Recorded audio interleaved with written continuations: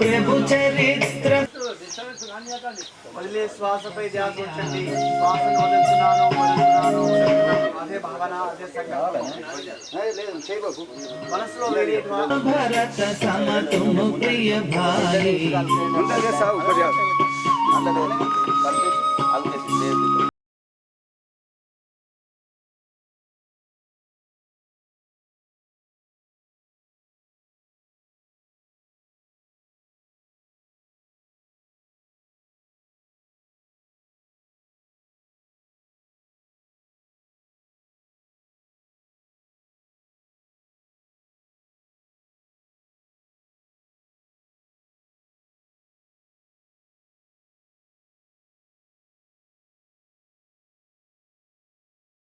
जपत निरंतर हनुमत वीर संकट से हनुमान छुड़ावे।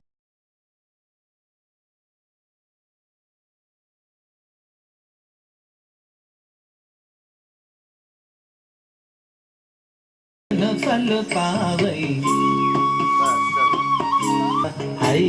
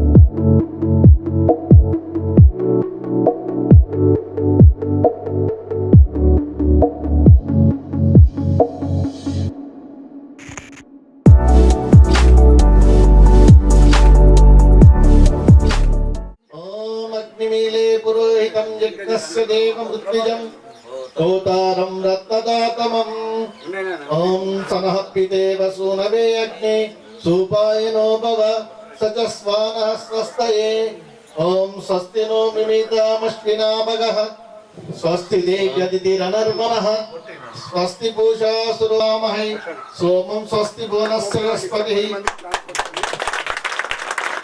बृहस्पतिं पकरं स्वस्तये स्वस्तय आदित्यासो भवन्तु नः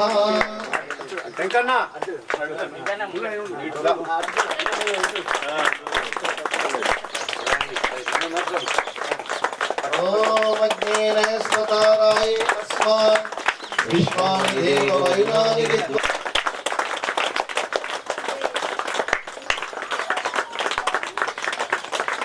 మహిళలకి ఒక ఎవరినో నొక్కుంది నర్సన భార్య ఉండే కదా ఓం విశ్వాని దేవ సర్వలోకాని పరాసువా యద్భద్రం తన్నహాసువా ఓం హిరణ్యగర్భః సమవర్తకాగ్రే భౌతస్య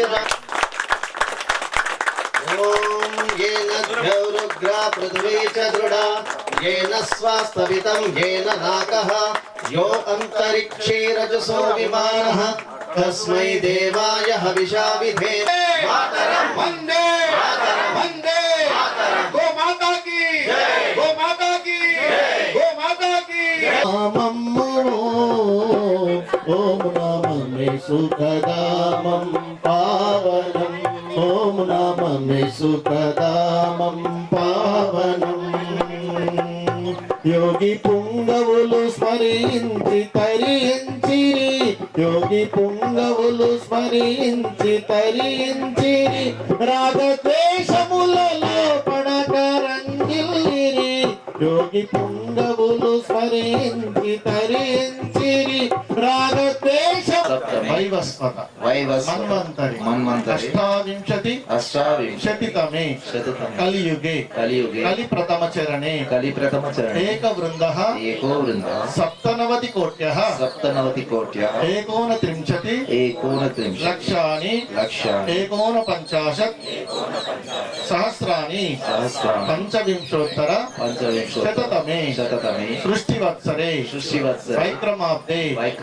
ఉత్తరాయణే గ్రీష్మ ఋతౌ ఆషాఢమాసే ద్వితీయతిథ్యం శనివాసరే జంబూద్వీపే భరతవర్షే భరతఖండే మేరోః దక్షిణ దిగ్భాగే శ్రీశైలస్య పుణ్యభూమౌ ఇందూరు నగరే ఇందూరు జనపదే ఆలూర్ గ్రామే మహర్షి పతంజలి యోగా కేంద్రే మీ గోత్రాలు ఎవరు గోత్రము ఇంటి పేరు మీ పేరు మీ ధర్మపత్రి సమేతం కుటుంబ సమేతం యజ్ఞకార్యం వైదిక ధర్మ రక్షణార్థం ఆయురారోగ్య ఐశ్వర్య ఫలసిద్ధ్యర్థం భవంతం బ్రహ్మత్వేన వృణే. అందరూ దత్తచిత్తులై పూర్తి మౌనంగా మనస్సులో ఎటువంటి ఆలోచనలను రానివ్వకుండా కేవలం పరమాత్ముని నామం. ఒకసారి అందరము ఒకే స్వరముతో ఆ పరమాత్ముని ముఖ్య నామము ఓంకారాన్ని జపం చేద్దాము. అందరూ వినముకరిటారుగా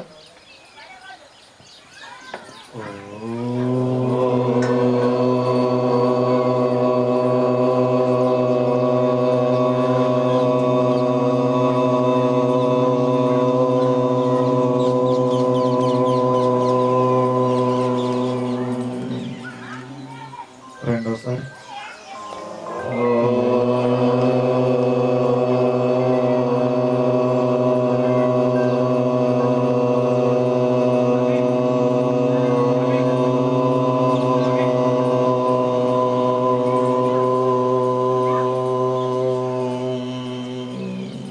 మూడోసారి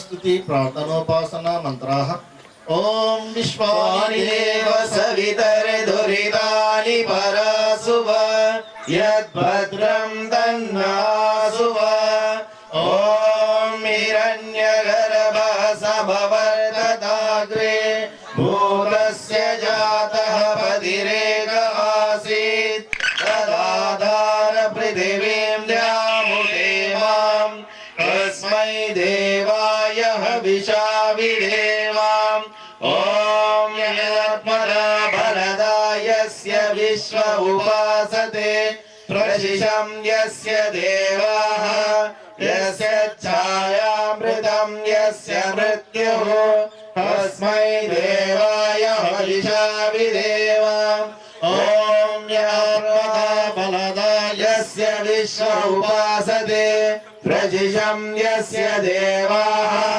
यस्य छायामृतं यस्य मृत्युः तस्मै देवाय हविषा विधेम ॐ यः प्राणतो निमिषतो महित्वैक इद्राजा जगतो बभूव य ईशे अस्य द्विपदश्चतुष्पदः तस्मै देवाय हविषा विधेम ॐ येन నేర్చుకొని వెళ్ళండి అని చెప్పేసి చెప్పడం జరిగింది.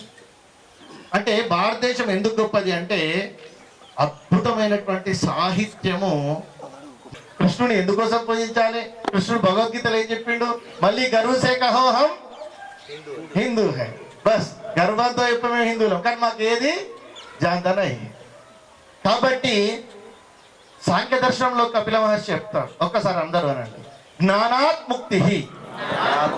జ్ఞానాత్ ముక్తి. ముక్తి దేని ద్వారా వస్తుంది? జ్ఞానము.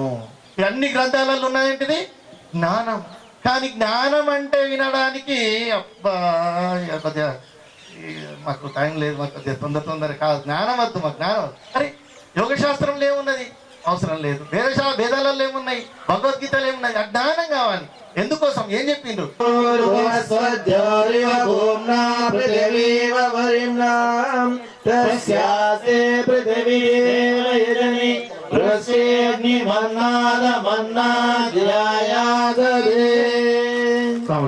అందులో పెట్టండి, అందులో కర్పూరంలో కర్పూరం వదలండి. చేతులు జోడించండి. ఇదండి 20 నిమిషాలు మాట్లాడు.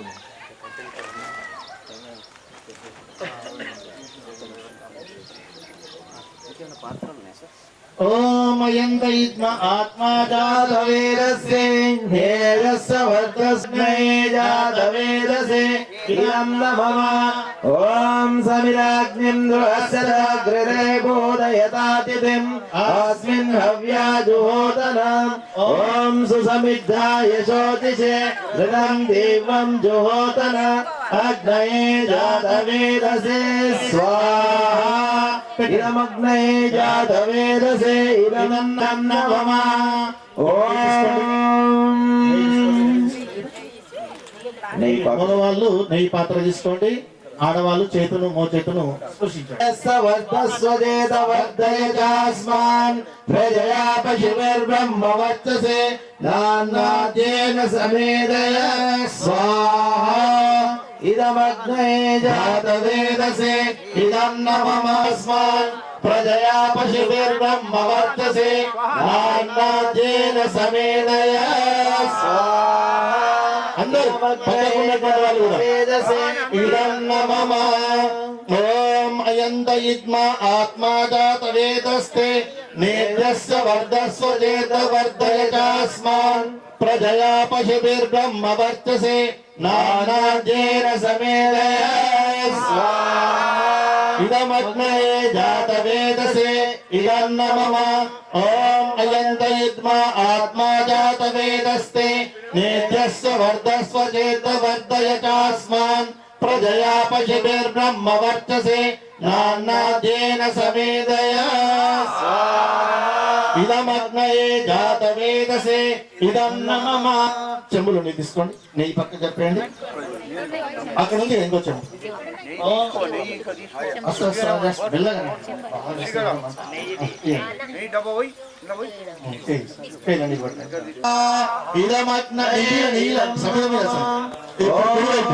ఓం సోమాయ స్వాహా ఇదం సోమాయ ఇదం నమః ఓం ప్రజాపతయే స్వాహా ఇదం ప్రజాపతయే ఇదం నమః ఓం ఇంద్రాయ స్వాహా ఇదం ఇంద్రాయ ఇదం నమః ఓం పొడి తీసుకున్నామా మీరు తల్లులు స్త్రీలు పొడి తీసుకోండి. ఎట్లా చేయాలి చూడండి. ఇట్లా ఇస్తే ఏంటిది దానం, ఇట్లా ఇస్తే ఏంటిది సమర్పణ. మనం యజ్ఞ భగవాన్ ఇట్లా చూడండి సరిగ్గా యజ్ఞం మీద మాత్రం ఆ మంట మీద పెట్టట్టు ఓ స్వాహ అన్నప్పుడు మీరు అందరు స్వాహ అనుకుంటే వేయాలి. ఎప్పుడు పడితే అప్పుడు వేయద్దు. ఎప్పుడు గుర్తుంచుకోవాలి పక్కలో ఉన్న వాళ్ళ కూడా స్వాహ అనొచ్చు. అందరు స్వాహ అనండి. ఎక్కడ పడితే అక్కడ వేయకండి. యజ్ఞంలో మంట మీద పడేటట్టు ప్రతి పదార్థము కాలి చక్కగా అంతటా శుద్ధి చేయాలి వాతావరణాన్ని. ఓం సూర్యోజ్యోతి జ్యోతి సూర్య స్వాహ అందరూ సూర్యవర్చో జ్యోతిర్వర్చ స్వాహ ఓం జ్యోతి సూర్య సూర్యో జ్యోతి స్వాహ ఓం జ్యోతి సూర్య సూర్యో జ్యోతి స్వాహ ఓం సదుర్దేవేన సవిత్రా సదోషేంద్రవత్య విశాన సూర్యో వేదో స్వాహ ఓం రత్నయే ప్రాణాయ స్వాహ ఇదమగ్నయే ప్రాణాయ ఇదం నమః. ఓం భూర్వాయవే అపానాయ స్వాహ ఇదం వాయవే అపానాయ ఇదం నమః. ఓం స్వరాదిత్యాయ వ్యానాయ స్వాహ ఇదమాదిత్యాయ వ్యానాయ ఇదం నమః. ఓం భూర్భువస్వరగ్నిర్వాయువాదితేభ్యః ప్రాణాపానవ్యానేభ్యः స్వాహ ఇదమగ్నిర్వాయువాదితేభ్యః ప్రాణాపానవ్యానేభ్యः ఇదం నమః. ఓం ఆపో జ్యోతిరసోమృతం బ్రహ్మభూర్భువస్వరోం స్వాహ ఓం యాన్మేదాం దేవగణాః పితరస్యోపాసతే తయా మధ్యమే తయాగ్నే మేధావిరం కురు. ఓం విశ్వాని దేవ సవితర్దుర్గాని పరాసువ యద్భద్రం తన్నాసువ స్వాహ ఓం అగ్నేన సుపతారాయే అస్మాన్ విశ్వాని దేవ వైనాని విద్వాన్ యోజస్మజ్జుహరానమేను భూయిష్టాంతే నమ భుక్తిం విధేమ. అర్థమైంది. ఇప్పుడు గాయత్రి మంత్రంతో మనము ఆహుతులు ఇచ్చేసి యజ్ఞాన్ని పూర్తి చేసుకుంటాము. ఇప్పుడు చుట్టుపక్కల ఉన్నటువంటి వాళ్ళు కూడా అక్కడ పొడి ఉంది మీరు ఓం భూర్భువస్వః తత్సవితుర్వరేణ్యం భర్గో దేవస్య ధీమహి ధియో యో నః ప్రచోదయాత్. స్వాహ దయచేసి వేసిన వాళ్ళు పక్కన చేరండి. మిగతా వాళ్ళకి అవకాశం ఇవ్వండి. మిగతా వాళ్ళు దేవస్య ధీమహి ధియో యో నః ప్రచోదయాత్. స్వాహ ఇప్పుడు కొద్దిగా వేసిన వాళ్ళ పక్కన చేరి వేరే అవకాశం ఉంది. ఇప్పుడు ఇక్కడ తీసుకోండి. అగ్నిస్వస్విష్టృత్యా సర్వం సృష్టం సోదం కరోతు మే అగ్నయే సృష్టకృతే సూతహుతే సర్వప్రాయశ్చిత్తాహుతీనాం కామానాం సమర్థయతే సర్వాన్ కామాన్ సమర్థయ స్వాహా. ఒకరికొకరు సమర్పించండి. ఇదమగ్నయే సృష్టకృతే ఇదం నమః కమివ వందనాత్ మృత్యోర్మోక్షీయమామృతాత్ స్వాహా. ఓం త్రయంబకం యజామహే సుగంధిం పుష్పం స్వాహా. పువ్వులు ఏడబెట్టిరు కృష్ణ భగవానుడు భగవద్గీతలో మనకు తెలియజేస్తాడు. ఓం ఓం ఓం ఓం. భగవద్గీతలో కృష్ణ భగవానుడు ఏమంటాడంటే యజ్ఞశిష్టాస్సినస్సంతో ముచ్యంతే సర్వకిల్ విషయ్ భూంజతే త్వగం పాప ఏ పచంత్యాత్మకారణ. ఆహా, అందరు చాలా చక్కగా చదువుతున్నారు, సంతోషం. అంటే ఏంటిది దాని అర్థం ఏంటిది? యజ్ఞశిష్టాస్సినస్సంతో శ్రద్ధతో నిష్ఠతో రోజు యజ్ఞం చేయు. ఏం చేస్తుంది అది? భూంజతే త్వగం నీ ఎప్పుడు ముచ్చంతే సర్వకిల్ విషయి అంటే నీ దోషాలను మొత్తం దూరం చేస్తాయి. పాపాలను కాదు, దోషాలు. ఏం దోషాలు చేస్తాం మనము? కార్బన్ డైఆక్సైడ్ వదులుతాం, అవునా? మలమూత్రాలను వదులుతాం. మరి ఎవరు శుద్ధి చేయాలి? మనమే శుద్ధి చేయాలి కదా. ఇంట్లో వంట చేసిన తర్వాత మనమే శుద్ధి చేసుకుంటాం కదా. కాబట్టి వాటిని శుద్ధి చేయాలి అంటే ఏం చేయాలి? యజ్ఞం చేయు అని చెప్తున్నట్టు. సామగ్రి తైర్తత్వం ప్రధానేభ్యో యో భోక్తే స్థేన ఏవచ అంటాడు. అంటే పృథివీ ఆది దేవత ద్వారా పొందిన పదార్థాలు, వడ్లు గాని గోధుమలు గాని వచ్చిన తర్వాత మొట్టమొదటి ఎక్కడ సమర్పించాలట? యజ్ఞంలో సమర్పించని చెప్తున్నాడు కృష్ణుడు, చెప్తున్నాడు భగవద్గీతలో. కాబట్టి యజ్ఞంలో అందుకని ఇంతకు పూర్వము వంట చేసి ఈ సామాగ్రితో కొద్దిగా రాసుకోండి, ప్రార్థన చేద్దాము. కొద్దిగా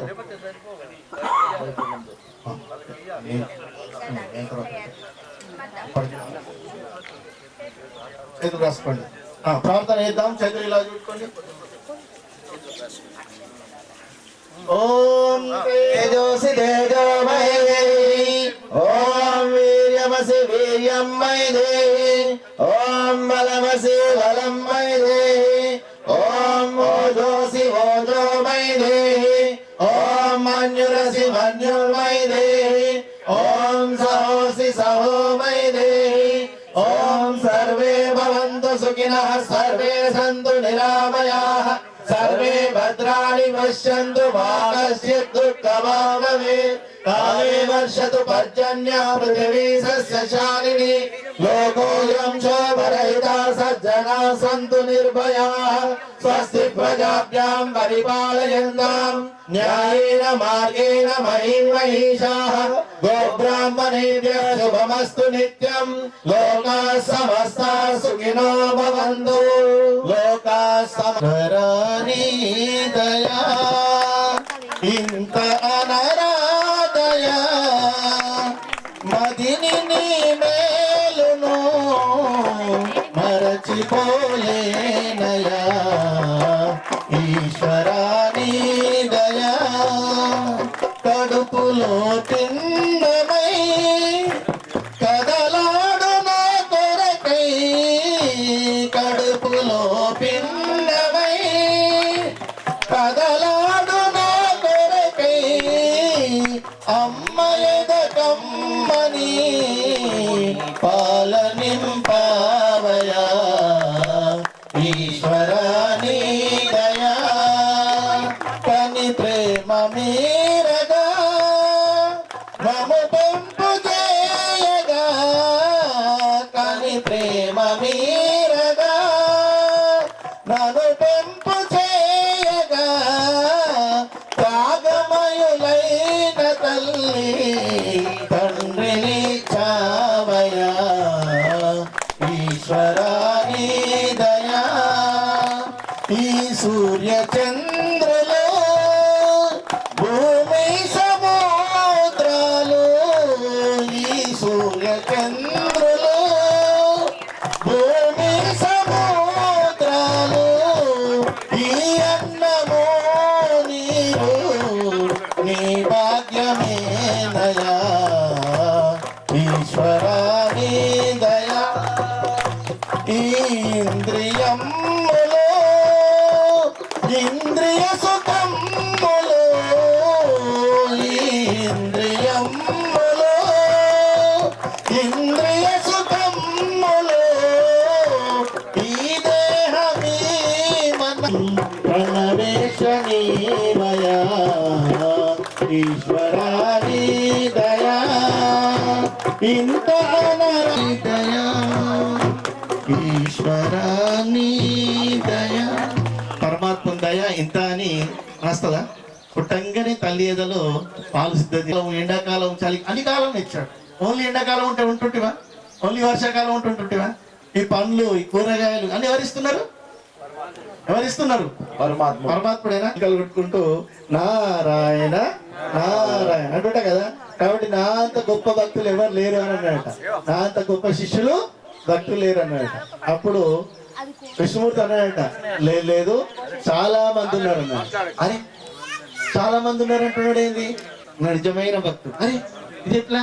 ఆయన ఎప్పుడు నారాయణ నారాయణ ఇంతగానో నాలిక భజన చేయలే కదా అంటే, నాకు నన్ను భజన చేసే వాళ్ళకంటే ఎవరైతే లోకోపకారం చేస్తారో, సమాజాన్ని ఉద్ధరిస్తారో వాళ్ళంటే నాకు ఇష్టము. సమాజానికి సేవ చేయడము, సన్మార్గంలో నడవము, ఏదైతే మంచి విషయాలని చెప్పడము, ఎప్పటికీ పరోపకారం చేయడము. అరే మిత్రస్యాహం చక్షుష సర్వాణి భూతాని సమీక్షే. యోగం అంటేనే అహింస. అహింసను పాటించడం. యోగ మార్గంలోకి వస్తున్నామంటే అహింస మార్గంలోకి రావాలి. పరమాత్ముడు ఇచ్చినటువంటి అందరి ప్రాణులను ఎందుకు గత జన్మలో చేసినటువంటి కర్మలకు శిక్ష రూపంలో అనుభవిస్తున్నాయి. మనం తప్పు చేస్తున్నాం. మళ్ళీ మనం కూడా శిక్షలను అనుభవించాలి. పరమాత్ముడు అవి ఏమనుకుంటున్నారు? చుట్టుపక్కల ఉన్నటువంటి మూగ జీవాలు, మన చెల్లెళ్ళు, మన అక్కలు, మన తమ్ముళ్ళు, మన బిడ్డలు. అరే ఇదేందండి అట్లెట్లా అంటారు? ఈ సృష్టి నిర్మాణమై కొన్ని కోట్ల సంవత్సరాలు అవుతుంది. మనమందరం ఇప్పటికి కొన్ని కోట్ల సార్లు పుట్టినము, మరణించినాము. అవునా? మళ్ళీ పుడతాము, మరణిస్తాము. ఏదో ఒక జన్మలో ఇవి మనం ఏదైతే కోడి ఉన్నదో అది మన అక్క, మన చెల్లె, మన తమ్ముడు. ఒక జన్మలో మన చెల్లె కోట్ల సంవత్సరాల నుండి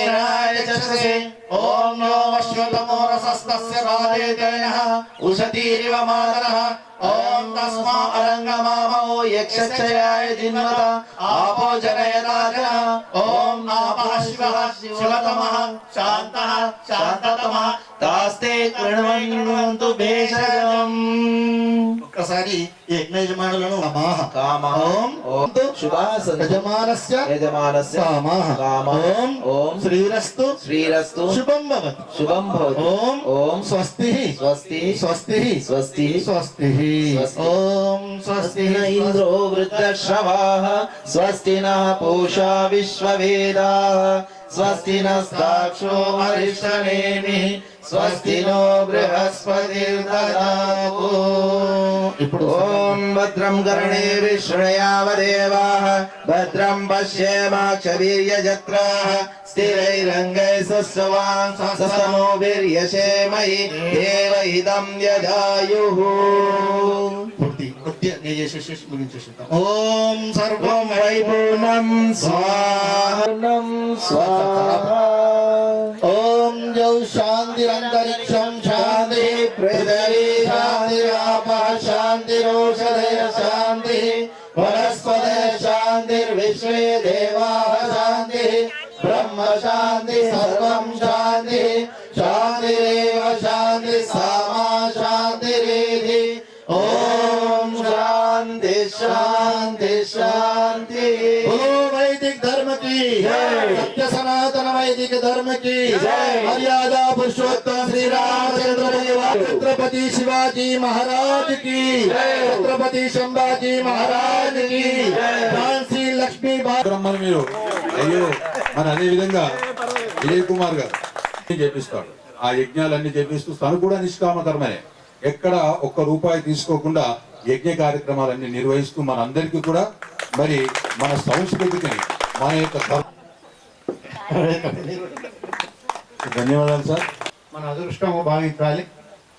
వారొక్కొక్కసారి భగవద్గీత ఒక వ్యక్తి కావాలని మనం అనుకున్నాము. అయితే ఏ వారం అన్నది చెప్తే నేను మొత్తం రిటైర్ అయిన నుంచి అనేక చోట్లకి వెళ్ళి సొంత మీద కూడా కాలూరులో కూడా పతంజలి యోగ భవనం ఒకటి. కానీ పరుల కొరకు చేస్తే మాత్రం పరమాత్మ తప్పకుండా మనకు అనుగ్రహిస్తారు. మీరు అనుకున్నట్టు తప్పకుండా తొందరలోనే జరగాలి. వసుదేవ సుతం దేవం కంసచానూరమర్దనం దేవకీ పరమానందం కృష్ణం వందే జగద్గురుం. గురు బ్రహ్మా గురు విష్ణు గురుదేవో మహేశ్వర గురు సాక్షాత్ పరబ్రహ్మ తస్మై శ్రీ గురవే నమః. ఓం నమో భగవతే వాసుదేవాయ. మా అందరికీ ఆరోగ్యాన్ని పంచుతున్నటువంటి మా గురువు గారు ఎక్కుండ ప్రభాకర్ పుణ్య దంపతులకు నా పాదాభివందనాలు. అలాగే చిల్కర కిషన్ గారు మరియు వేదికను అలంకరించిన ఇతర పెద్దలు అగ్గుపోతన్న గారు, వెంకటరెడ్డి గారు మరియు గ్రామస్తులందరికీ నా నమస్కారాలు. మేము ప్రభాకర్ స్వామి గారితో ఒక 4-5 సెంటర్లు పోయడం. ప్రతి సెంటర్లో ఒక్కొక్క క్లాస్ తీసుకునే ముఖ్యులు ఉన్నారు. మన అదృష్టం ఏంటంటే యోగా ప్రభాకర్ గారే ఇక్కడ క్లాస్ తీసుకుంటారు కంటిన్యూ నేను అనుకుంటున్నాను. స్వామి గారికి వీలు కానప్పుడు ఎవరైనా సార్ పంపిస్తారు, కానీ కంటిన్యూ పర్మనెంట్ తనకు ఈ కాలూరు యోగా సెంటర్కి యోగా మాస్టర్ ఎవరంటే కొండ ప్రభాకర్ గారని పంపిస్తారు. అందరూ రెగ్యులర్గా వచ్చి మన ఆరోగ్యం కాపాడుకోవాలని. ఈ 15 రోజులను మాకు ఎంతో హెల్త్ పరంగా చాలా చాలా ఫ్రీనెస్ అనిపిస్తుంది.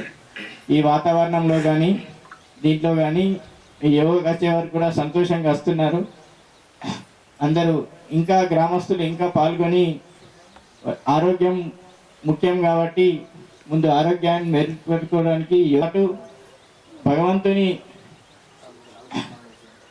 భగవంతుని ఈరోజు మనం అంతా పిల్లలు కానీ ఇది కానీ మొత్తం టీవీలు యూట్యూబ్ అన్ని ఎటో తీసుకెళ్తున్నారు.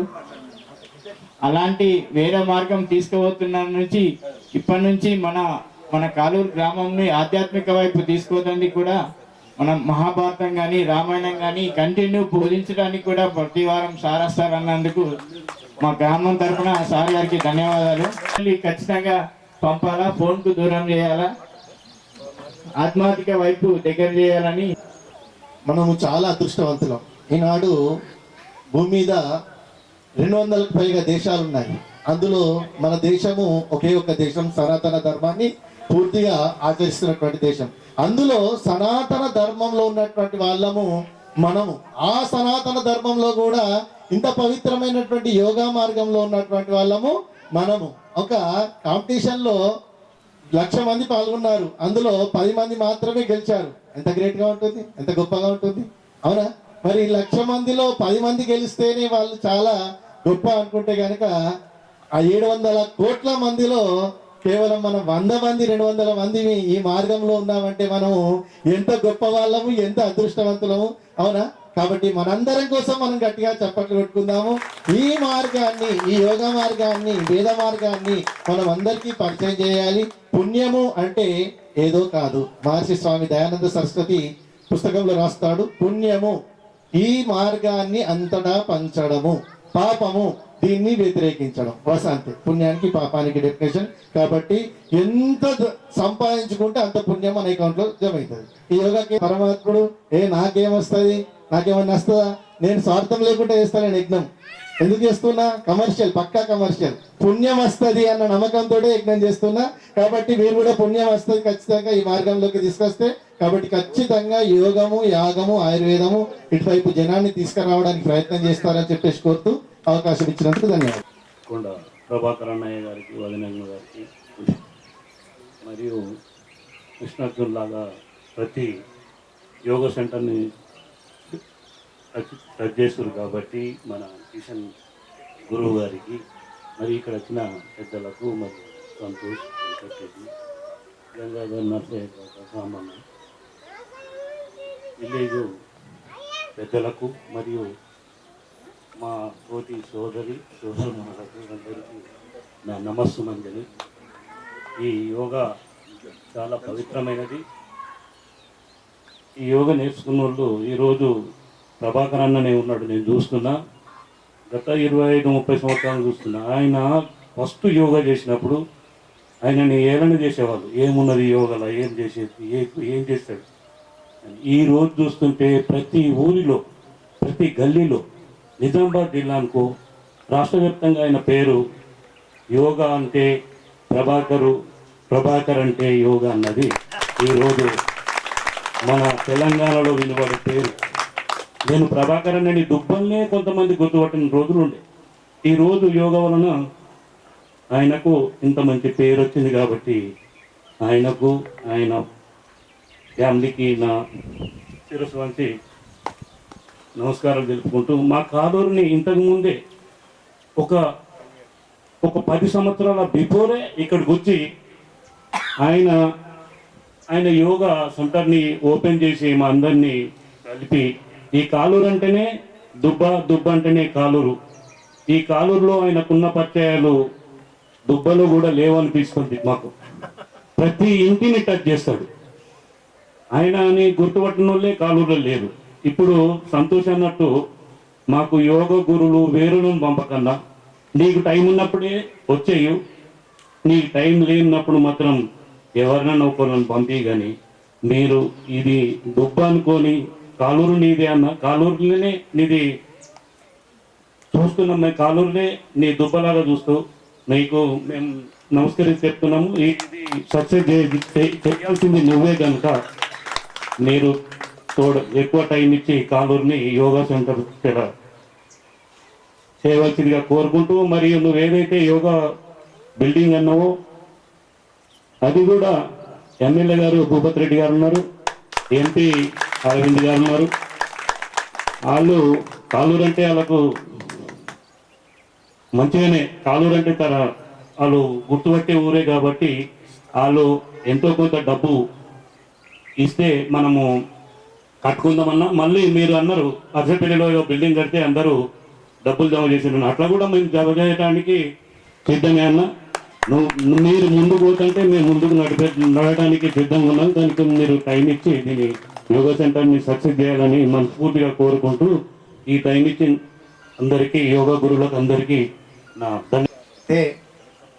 మా గురుగారు కిషన్ సార్ గారు వచ్చి నుంచి ఇంకా యోగులు కూడా అనేకమైన మెలుపులు తెలని నేర్చుకుంటున్నాను. తనకు పాదాభివందనం. నిజంగా ఒక్కొక్క గురువు ఒక్కొక్క రకంగా దొరికాడు నాకు, ఆయుర్వేదం కానీ యోగా కానీ.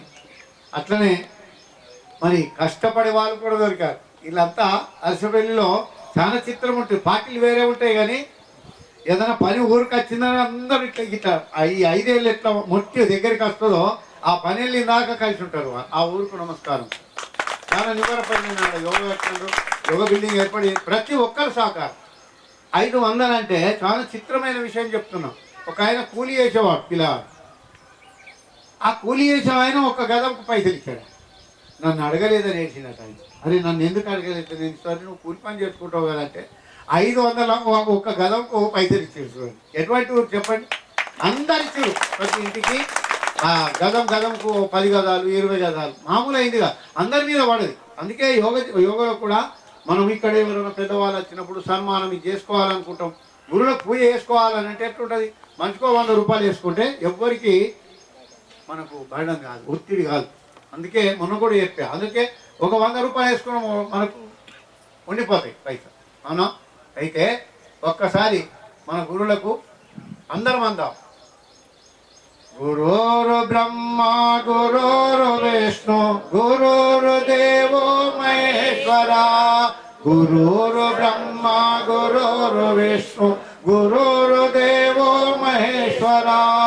గురురు బ్రహ్మ గురురు విష్ణు గురురు దేవో మహేశ్వర. గురురు దేవో మహేశ్వర. ఎంతోమంది గురువులు చాలా రకాలు ఉంటారు, కానీ ఆత్మబోధం నేర్పే వాళ్ళే తక్కువ మంది ఉన్నారు. కాబట్టి ఈ ఆత్మబోధ నేర్పేవాళ్ళు, ఏం ఆశించని వాళ్ళే ఆత్మబోధ చెప్తారు. ఇది మంచిగా గుర్తుంచుకోవాలి. ఆశించిన వాళ్ళు ఆత్మబోధ చెప్పరు. ఆశించడం అంటే అడుకోవడం, ఇది మంచిగా గుర్తుంచుకోవాలి. డబ్బు అడిగిందంటే మోసం జరుగుతుంది. మాయలో ఉన్నట్టే, ఏ సామెత ఉంటాడో డబ్బు అడిగితే ఆయన మాయలో ఉన్నట్టే, ఒకనాడు మోసం జరుగుతుంది. అందుకే దయచేసి గురువు చెప్పంగా విని మీరు ఇంట్లో మంచి సాధన చేసుకోండి. ఈ జన్మకు మోక్ష మార్గంని లేకునే ప్రయత్నం చేయండి. యోగాలో అన్ని విషయాలు చెప్పుకుందాం. ఈరోజు సమయం లేదు, మళ్ళీ మహాలక్ష్మి నగర్కి వెళ్ళాలి కాబట్టి ఖచ్చితంగా రోజు కొన్ని విషయాలు చెప్పుకొని దాన్ని చెప్పిన దాన్ని మనం ఎట్లయితే ఆకలికి అన్నం తింటామో అవిటిని ఇంటికి పోయినాక మనం వేసుకోవాలి. ఇది చెప్పిండు, ఇది కరెక్టేనా కాదా సాధనలో మనం తెలుసుకోవాలి. ఎవరు తెలుసుకోవాలి? ఎవరికి వాళ్ళు తెలుసుకుంటారో ఎవరైనా తెలుపుతారు బోధ. ఎవరికి వాళ్ళు కష్టపడి తెలుసుకునే ప్రయత్నం చేద్దాం. అందరు గురువులు మరి మాట్లాడాలి కాబట్టి సమయం ఎక్కువ లేదు. నాకు ఎక్కువ తెలియదు కూడా, నిజంగా ఎక్కువ తెలియదు. నాకు ఏదో ఇట్లా నడుస్తుంది బండి, చెప్పుకుంటా పోతున్నా అంతే. ఆశ ఒకటి ఏంటంటే ప్రతి వాళ్ళకి వెళ్ళాలి, ఒక యోగా సెంటర్ ఓపెన్ చేయాలి, యోగ విద్య చెప్పాలి. ఆ యోగ విద్య ద్వారా మంచి మార్గంలో నడుస్తాడు. ఆ మార్గము మంచిగా నడిచినప్పుడు ఆరోగ్యంగా బాగుంటాడు, ఆర్థికంగా బాగుంటాడు, ఆధ్యాత్మికంగా బాగుంటాడు. అదే ఆశయ పెట్టుకొని ముందరికి వెళ్తున్నా. మరి ఇంతమంది గురువులై ఇంతమంది జనాలందరి ఆశీర్వాదాలు ఉన్నాయి నా మీద. ఇంకా కూడా ప్రతి పల్లెకు పోయి సేవ చేస్తామని మీ ముందట మాటిస్తూ, ఇంకా నా సేవ అనంతంగా పొద్దున సాయంత్రం కూడా క్లాసులకు వెళ్తానని మీతో చెప్తూ ఈ సేవ మీ అందరికి అందిస్తానని ఈ ఇచ్చిన అవకాశం మీ కాదు ఇది ఇప్పటి నుంచి కాదు, ఎన్నో ఏళ్ళ నుంచి, అంటే పటవారన్న అప్పటి నుంచి కూడా ఇక్కడ రావడం పోవడం, మరి పెద్దలు ఎంకన్న భోజన్న ఇంకా పెద్దవాళ్ళు ఉన్నారు, వీళ్ళందరూ కూడా ఊరికి అవసరమైన పనులు కూడా వాళ్ళు ఎంతో ముందటికెళ్ళి మనకు కోట్ల రూపాయల ఆస్తి ఇచ్చి తెలియదు, చాలా మందికి తెలియదు వాళ్ళు ఏం చేసిరన్న తెలియదు. వీళ్ళు ఎన్ని కోట్ల ఆస్తి ఉంచారో ఆ భగవంతుడికి తెలుసు, వాళ్ళకు తెలుసు, కొంతమంది ప్రజలకు తెలుసు. వాళ్ళు చేసిన మేలు చాలా పెద్ద మేలు చేశారు. నిజంగా 12 గంటల రాత్రి ఖర్చు కూర్చొని అంత పెద్ద పని చేసి పెట్టారు, వాళ్ళకు ధన్యవాదాలు. పెద్దలకంటే మన కట్టకు 5 షటర్ రూములు ఉన్నాయంటే గురువారు దగ్గరికి వెళ్ళి అప్పు తీసుకొచ్చి కట్టి మళ్ళీ అప్పు ఇచ్చేసినాం. అప్పు ఆయన కారణం వేరే దగ్గర ఇప్పించాం. రెండోది పెద్దమ్మ మందిరి కాడ కూడా 5 రూములు కడితే ఆయన దగ్గరికి వెళ్ళి అప్పు తీసుకొచ్చి కట్టాం డెవలప్మెంట్ కంపెనీ నుంచి. మూడోది మనము శివాలయంకు ఒక 5 ఎకరాల భూమి తీసుకున్నప్పుడు కూడా అప్పుడు ఒక 2 లక్షలు గవర్నమెంట్ కట్టాలంటే ఆయననే 2 లక్షలు ఇచ్చిండు, తిరిగి చెల్లించాం. కానీ ప్రతి డెవలప్మెంట్ పనిలో మన ఊరు గ్రామస్తులు ప్రతి పెద్ద మనుషులు కానీ ఇప్పటి వరకు అప్పు అన్నదో అప్పు తీసుకొచ్చింది ఆయన దగ్గరికి వెళ్ళి డెవలప్మెంట్ చేసింది కూడా ఈ యోగా గురు దగ్గరికి. సహాయ సహకారాలు కాలూరులో చాలా ఉన్నాయి, ఎంత చెప్పినా తక్కువనే. ఎండు కుండ తొనకదు, సగం కుండ ఉందనుకో ఏమి తెలియనోడే ఎగిరిగిరి పడతాడు. అందుచేతనే అన్నీ తెలుసు ఆయనకి, అన్ని సేవ చేస్తాడు, మళ్ళీ నాకేం తెలియదు అంటాడు. అది ఆ గురువు గారు గొప్పదనం. తర్వాత మరి ఎం వెంకటరెడ్డి గారు సంభో మనాంసి జానతాం దేవాభాగం యథా పూర్వే సంజాననా ఉపాసతే సంజాననా ఉపాసతే సంజాననా ఉపాసతే.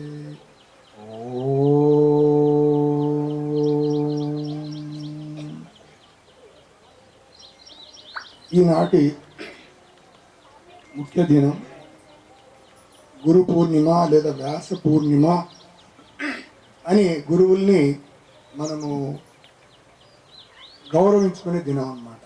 అంటే మీ ఎదురుగా ఉన్నటువంటి మన వ్యాస మహాముని, చాలామందికి తెలుసు వ్యాసుడనే, కానీ ఆయన పేరు అసలు బదరాయనుడు. ఎందుకంటే పుట్టగానే అమ్మ నాన్న పెట్టిన పేరు మాత్రం ఆయన కృష్ణ ద్వైపాయనుడు. కృష్ణ అంటే బ్లాక్, నలుపు. ద్వైపాయనుడు అంటే ఆయన పుట్టిన ప్లేస్, ద్వీపం మీద పుట్టాడు. సో ఆయనకు వాళ్ళు ఇచ్చిన పేరు అదైనప్పటికీ ఆయన తన నాలెడ్జ్ని పెంచుకోవడం కోసం తపస్సు ఒక రేగు పండు చెట్టు కింద చేయడం వల్ల బదరీ వృక్షం అంటారు రేగు చెట్టుని. సో అక్కడ ఆయన సాధన చేయడం వల్ల ఆయన బదరాయనుడు అయినాడు. అంతవరకు కూడా కృష్ణద్వైపాయనుడు, బదరాయనుడు, అలాగే సత్యవతి పుత్రుడు, పరాశర పుత్రుడు, ఇన్ని పేర్లు చాలా ఉన్నాయి ఆయన. కానీ ఎప్పుడైతే ఈ వేదాల్ని ఇక్కడికి వచ్చి ఒకటే వేదంగా ఉన్నదాన్ని 4 భాగాలుగా వ్యాసాలుగా విభజించాడో అప్పుడు వేద వ్యాసుడు అక్కడి నుంచి అయినాడు. అయితే ఈ వ్యాసాయ విష్ణు రూపాయ అన్నారు. అంటే సాక్షాత్తు విష్ణువు ఎన్నో అవతారాల్లో నేను మళ్ళీ ఎప్పుడైతే ఈ యుగములో ఈ ప్రపంచములో మనకి సనాతన ధర్మం మళ్ళీ తగ్గుతున్నది అనిపించినప్పుడు ఏదో ఒక అవతారంలో రావడం ఆయన యొక్క సహజ ప్రవృత్తి అన్నమాట. ఈయన రూపంలో రావడం, ఇంకా ఆయన పుట్టుపూర్వోత్తరాలు చెప్తే చాలా ఉన్నాయి, అది ఇప్పుడు మనకు అప్రస్తుతం. కానీ ఈయన చెప్పాలంటే వశిష్ఠ మహామునికి ముని మనవడు. ఈయన మన శక్తి మహర్షికి మనవడు, పరాశరునికి కుమారుడు, కానీ తల్లుల పేరు అక్కర్లేదు. సో ఈ అంశ అంటే ఇవన్నీ ఎందుకు నేను ఒకసారి చెప్పాను అంటే మనకు బ్రహ్మమానస పుత్రులు అని ఉన్నారు వేరు, మనకు ప్రజాపతులు ఉన్నారు 10 మంది. ఈ ప్రజాపతిలో 10 మందిని 7 మళ్ళీ సప్తఋషులుగా ఉన్నారు. మరి ఇవన్నీ ఎందుకు చెప్తున్నాను అనుకోవచ్చు మీరు. మన భారతదేశం అన్నా అఖండ భారతం అన్నా కూడా మనదంతా కూడా ఋషి పరంపర, గురు పరంపర. ఎక్కడైతే గురువుని గౌరవిస్తారో అక్కడ జ్ఞానం ఉంటుంది. ఎక్కడైతే ఋషులను మనం గౌరవించుకుంటామో అక్కడ ధర్మం ఉంటుంది, నిజాయితీ ఉంటుంది, భక్తి ఉంటుంది. మీరు సూర్య నమస్కారాలు చేస్తున్నారు అందరూ. సూర్య నమస్కారాలకు ముందు ఒక శ్లోకం చెప్పిస్తారు, ఆదిదేవ నమస్తుభ్యం ప్రసీద మమ భాస్కర. చివరిలో ఏమంటారు? లాస్ట్ లైన్ ఎవరు చెప్తారు? జన్మాంతర సహస్రేషు దారిద్ర్యమనోపజాయతే. ఈ జన్మాంతములో సహస్రేషు 1000 జన్మల నుండి ఉన్న పాపాలు ఈ సూర్య నమస్కారాలు ఉచ్చరిస్తూ ఈ ఆసనాలు చేయడం వల్ల పోతాయి. మీకు డౌట్ రావచ్చు, ఏదో గత జన్మ అంతకుముందు జన్మ అంటే పోతాయి, 1000 జన్మలు ఎట్లా పోతాయి అని. ప్రతి మనిషిలో మన తల్లిదండ్రులు ముత్తాతలు తాతల యొక్క జీన్స్ అంటాం, మనం DNA అంటాం. ఇది కంటిన్యూ వస్తూనే ఉంటాయి. నువ్వు ఏ ఋషి పరంపర అనేది, మనందరం కూడా ఋషుల యొక్క పుత్రులమే, ఎవ్వరు కూడా అనామికులం కాదు మనం. అయితే ఈ ఋషుల్లో మనకు ఎప్పుడో తాత ముత్తాతల్లో ఉన్న జబ్బులు ఉండొచ్చు, పాపాలంటే ఇక్కడ జన్మాంతర సహస్రేషు దారిద్ర్యమనోపజాయతే అంటే ఇక్కడ దరిద్రాలు అన్నాడు. దరిద్రం దేన్ని అంటాం మనం? జబ్బులు పడ్డప్పుడు వాడు దరిద్రుడు, వాడికి ఏం దరిద్రం పట్టిందిరా బాబు, ఒకటి అన్నీ అంటాం మనం. ఇవన్నీ పోతాయని చెప్పడం జరిగింది. అట్లానే హఠయోగ సంహితలో ఒక శ్లోకంలో చివరి భాగం చెప్తాను. ఏమని అంటే దాంట్లో మహాముద్ర మహాబంధు మహావేదస్య కేసరి అని చివరికి చెప్తారు. ఇదంశి ముద్రా దశకం జరామరణ నాశనం. ఈ ముద్రలు అంటే మీకు డైలీ ప్రభాకర్ గారు బోధించేటివి, ఈ ముద్రలు ఎవరైతే చేస్తారో వారికి జరా మరణం రెండూ ఉండదు. జరా అంటే ముసల్తనం, అంటే మేము అందరు తల్లిదండ్రులు పిల్లలు తిట్టుకునేంత వరకు ముసల్తనం వరకు వాళ్ళు అలా ముసల్తనమే రాదు. ఎప్పుడు పోతారు అంటే ఇప్పుడున్నటువంటి ఈ కలియుగంలో ఈ పొల్యూటెడ్ ప్రపంచంలో మీరు కనుక యోగా చేస్తే 120 సంవత్సరాల వరకు ఎలాంటి జబ్బు లేకుండా ఉండి నీ ఆయుష్ అయిపోయింది నాన్న వచ్చేయని వాళ్ళు రాగానే ఉంటామ్మా నేను బస్సు ఎక్కుతాను తెలియకుండా అరే ఇప్పుడే తిన్నాడు పోయి, ఇప్పుడే మాట్లాడి, ఇప్పుడే పొలం కాడికి పోయి వచ్చిండు అని చెప్పుకునే స్టేజ్ వస్తుంది అన్నమాట. అది ఎప్పుడు యోగా చేస్తే. మరి ఈ యోగా గురించి అనగానే ముందు ఈ గ్రామానికి నేను ముందు చాలా ధన్యవాదాలు చెప్పాలి సంతోష్ గారికి. ఇలాంటి అసలు యోగా ఎక్కడ చేయాలి నిర్వచనం ఉంది మాకు. స్థలం ఎలా ఉండాలి, ఏ సమయంలో చేయాలి, ఎక్కడ చేయాలని భగవద్గీతలో ఉంది, హఠయోగలో ఉంది. నీరున్న ప్రదేశం ఉండాలి. ఆ నీరు ఎలాంటిది ఉండాలి? నీరు పారేది అయి ఉండాలి. కనీసం నీరు నిలకడదన్నా మీకు చెరువు ఉంది. ఎందుకంటే ఎండొచ్చిన కొద్ది అవాపరేషన్ అంతా వచ్చేది ఆక్సిజన్. ఇంకా ఎక్కడ చేయాలంటే చుట్టూ ప్రకృతి ఉన్న దగ్గర. ప్రకృతిని ఇక్కడ సృష్టించేశారు ఆల్రెడీ. ఎందుకంటే మనం చేస్తున్నప్పుడు ప్రాణాయామం ఏదైతే తీసుకుంటామో లోపలికి ఆక్సిజన్ వెళ్ళాలి. కాబట్టి తర్వాత నిర్మానుష్యమైన ప్రదేశం, ఎక్కువ సంచారం లేని ప్లేస్ అయి ఉండాలని చెప్పబడింది యోగాలో. ఇక్కడ ఎక్కడా కూడా మీకు ప్రజలు అల్లరి ఏమి ఎక్కడ వినపడదు. అంటే చాలా మంచి ప్లేస్ ఎన్నుకున్నారు. ఇలాంటి ప్లేస్ ఎన్నుకున్నందుకు ఇక్కడ సంతోష్ గారు, భుజన్ గారు, వెంకటరెడ్డి గారు, ఇంకా తదితర పెద్దలు, ఇక్కడ మహిళా మనులందరికీ కూడా ఇక్కడ యోగా చేయడం అంటేనే మీలో మమ్మల్ని అందరినీ ఇలా పిలిచి ఈరోజు మన విష్ణు రూపమైనటువంటి వ్యాసముని యొక్క బర్త్డేను ఇంతమంది యోగా సెంటర్ల పెద్దలందరూ ఇక్కడికి వచ్చారు. యోగా సెంటర్ల పెద్దలు అంటే ప్రతి యోగా సెంటర్ నిర్వహిస్తున్నటువంటి గురువులు. పాకుతూ మా అమ్మమ్మ ఎక్కిందని పైకి పోయిన తర్వాత పక్క గోడ పట్టుకొని మీదకి వెళ్ళాలి. జారి కింద పడ్డా. కింద పడితే 3 పైల బండి ఉండేది అప్పుడు కట్టేది, అది ఇరిగిపోయింది. కింద ఉన్నది ఇక్కడ వచ్చితే ఇక్కడికి వెళ్ళింది లోపలికి. నా థ్రోట్ ఏదైతే ఇప్పుడు మనం మాట్లాడుతున్నాం వోకల్, అది అప్పుడైతే రాలే నాకు మాట. స్టార్టింగ్లో చదువుతాడా లేదా అన్నారట. అది అప్పటికి నాకు పొద్దున కొంచెంసేపు స్పీచ్ క్లియర్ అయ్యే వరకు ఈ మధ్యలో ఆ మాట అట్లా అనకపోతే. వెంకటేష్ గారు ఎవరు అంటే మళ్ళీ సూరి రాఘవ దీక్షితులు గారి శిష్యులు. ఇప్పుడు దయానంద్ యోగా సెంటర్లో మనకు ఆయన విగ్రహం కూడా ఉంది. సూరి రాఘవ దీక్షితులు గారు ఎంత నిజాయితీగా ఎలాంటి డబ్బులు ఆశించకుండా ఆయనని చూసే అదృష్టంగా నాకు దొరికింది. వెళ్ళాను నేను. యోగా అంటే ప్రభాకర్ చెప్తానంటే కూడా ఎవరు ముందుకు రాలేదు అప్పుడు. సో ఆయన దగ్గరికి వెళ్ళి అయ్యా నాకు జబ్బు తగ్గింది. నేను చెప్పిన విషయం 40 years 50 years బ్యాక్. ఒక గుడిసెనే ఉండేది పాపం. వెళ్ళి నాకు జబ్బు తగ్గింది అయ్యా, ఈ 500 ఉంచు. ఆ టైంలో 500 రూపాయల నోట్ లేదు, 100నే పెద్దది, పెద్ద సైజు ఉండేది. ఒక 5 నోట్లు పట్టుకొచ్చి ఇది ఉంచండి అయ్యా మీకు ఉపయోగపడుతుంది అంటే ఒక్క నిమిషం మన ఇంట్లోకి పోయి ఒక 2 పుస్తకాలు చిన్నవి పట్టుకొచ్చి ఇవి ఒక 1000 ఎన్ని అయితే చేసి నలుగురికి పంచు, ఎవరైనా యోగాకు వస్తారు అనేవాడు, కానీ డబ్బులు తీసుకునేవాడు కాదు. అంటే గురువు ఇందాక చెప్పారు నిష్కామ సేవ. అంటే కర్మ చేయడం వరకే కానీ దాని ఫలితాన్ని ఆశించొద్దని భగవద్గీతలో కూడా ఉంది. అలాంటి సేవ చేస్తున్నాడు కాబట్టి ఆయన ఇంకా నేను ఇక్కడ పేరు చెప్పదలుచుకోలేదు, బహుశా లేరు కాబట్టి అని మధ్యలో అలాంటివి కూడా ఉండాలి. కొందరు గురువులు ఉన్నారు స్టార్ట్ చేసి అమ్మ జస్ట్ దీని నిర్వహణకి గార్డెన్ అంటే చాలా కష్టమవుతుంది, నెలకు ఒక్క 1000 రూపాయలు తేండి మీరు, కొంచెం దీని మెయింటెనెన్స్ అప్పుడప్పుడు పురుగు పడితే మందు కొట్టాలి, కొంచెం ఇక్కడ తుక్కు రాకుండా చేయాలి అని 1000 రూపాయలతో స్టార్ట్ చేసి 1500 అట్లా కాగానే మెల్లిమెల్లిగా ఈ 100 మంది అయిన వాళ్ళు 10 మంది కాదు 5 కూడా కాకుండా పోయింది. అట్లాంటి గురువులు కూడా ఉన్నారు. కాబట్టి ఈయన ఎక్కడ డబ్బులు తీసుకునేది ఉండదు. కాబట్టి ఈ 25 సంవత్సరాల నుంచి 20 యోగా సెంటర్లు నిరాటంగా నిర్విఘ్నంగా జరుగుతూ ఉన్నాయి, ఇలాంటి విఘ్నాలు లేకుండా. ఎందుకు వినాయకుడు విఘ్నం కనిపించట్లేదు. అయితే ఈ గురు పరంపర ఈ రాజుది కాదు, యుగాలు గడిచిపోయినాయి. ఒక విషయం అన్నారు, ఏమని? వైవస్వత మన్వంతరే జంబూ దీపే వర్షే భరతఖండే అవన్నీ చదివి దాంట్లో కూడా ఇది మనకు 7వ వైవస్వత మన్వంతరం. ఇప్పటికి 6 మన్వంతరాలు జరిగినాయి. ప్రతిదానికి ఒక మనువు అధికారిగా ఉంటాడు. ఈయన వైవస్వత మనువు ఇప్పుడు జరుగుతుంది, దీనికి పెద్ద ఆయన.